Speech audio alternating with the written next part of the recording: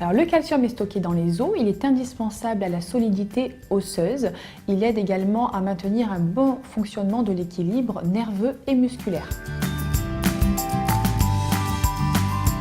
Alors, les apports journaliers recommandés en calcium chez les adultes sont de 900 mg par jour. Pour les adolescents, les besoins sont un petit peu augmentés, on les estime à 1200 mg par jour.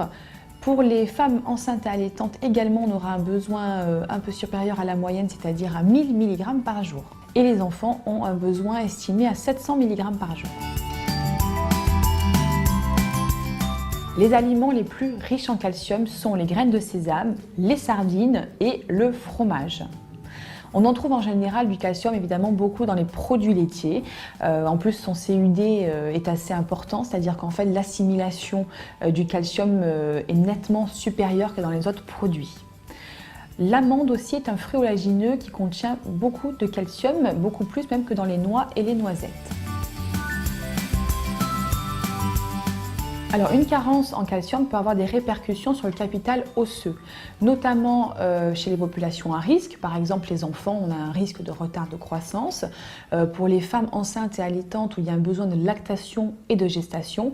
Et chez les personnes âgées, où on a un risque d'ostéoporose. Si on a un excès de calcium, un excès assez prolongé, qu'en plus de ça on additionne un excès en vitamine D, il y a un risque de lithiase urinaire. Ce sont en fait des calculs qui peuvent être présents dans les voies urinaires.